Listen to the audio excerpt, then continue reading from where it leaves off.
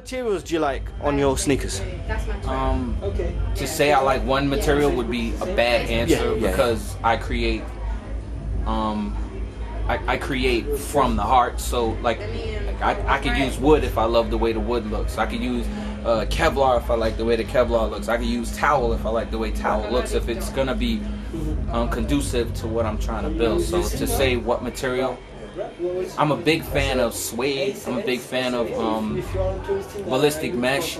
But to say that which one is my favorite, there's no favorite. I wasn't going for which one. I was just going for a range because I'm not, you know, I'm not as, you look at my kicks, they're not the best in the world. So I mean, but they're the ones you like. Yeah, exactly. That's all that matters to me. Okay, okay.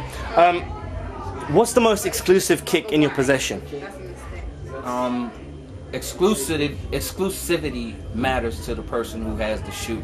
There's people who think PlayStations are their most exclusive shoe, but there's over 600 pair of PlayStations made. Right. I have over 41 of ones.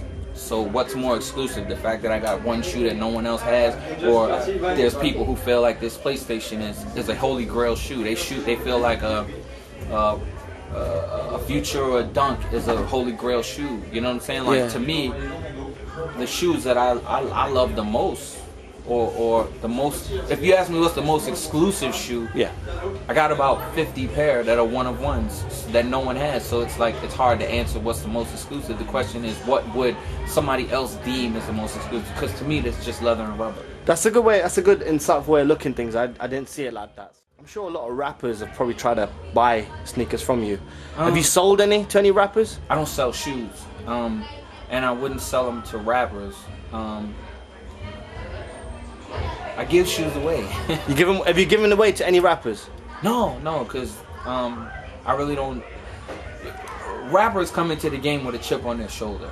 Right. So if you come to a guy like me and say, "Yo, can you hook me up with such and such?" It's almost like they have to take the chip off their shoulder.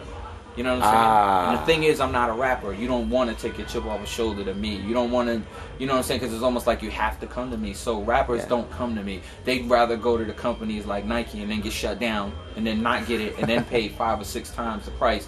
But they got it on their own. They didn't have to come to a guy like me and say, "Yo, I need such and such. Can you help me out?" But you know, I'm cool with that. The only rapper I know that comes to me and says, "Yo, I need this or I need that," is Wale. But he's not like a rapper to me. He's like family. Yeah. So, and he's really a sneaker guy. It's not like he's trying to up his collection. His collection is up. He's good where he's at. It's just that if he comes into town and he has a show to do and he doesn't have anything, he'll call me and say, "Yo, I need such and such, or I need something for this show."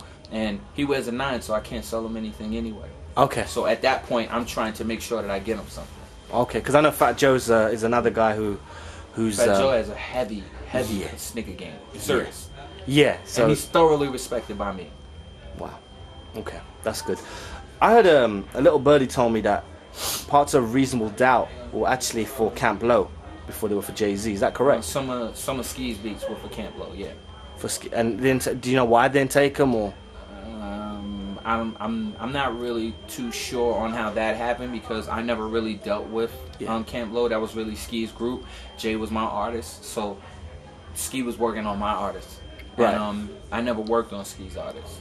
Right. So you wouldn't know. But that was interesting for me to know. I did not know that because I suppose Reasonable Doubt for me was the kind of my entrance into hip hop. It was. I mean, that happens with beats all the time. LL Cool J had Players Anthem.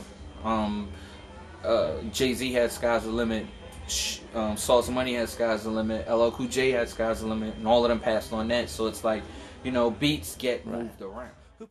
When was the first time you met Jay? When was the very first time?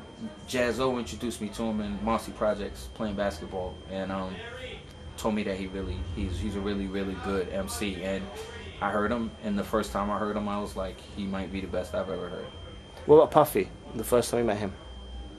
Puff was throwing parties at Howard University. This was before Uptown Records. This was before anything Puff Daddy. It was just Puffy. And he was throwing parties down at Howard University, and I used to DJ the parties.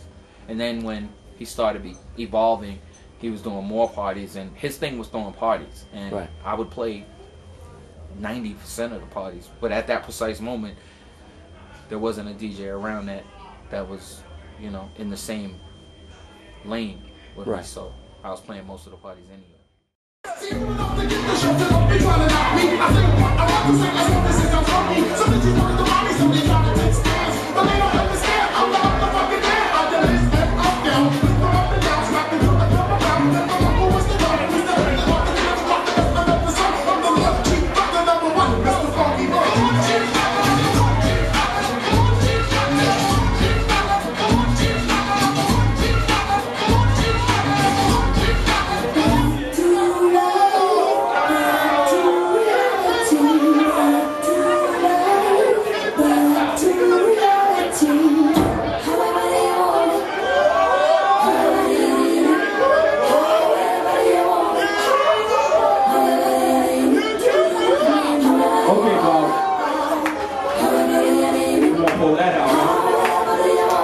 Bob's cheating.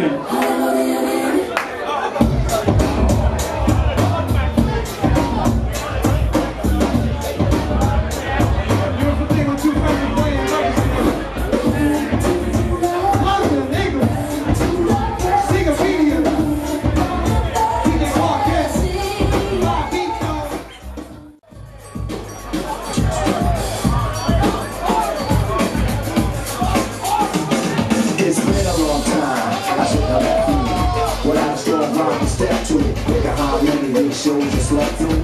Time's up, I'm sorry I kept you. Making a fix, you keep repeating the mess. The rhyme from the microphone, so with. So you sit by the radio, hand on the dial soon. As you hear it, dance with the speaker till you hear it blow.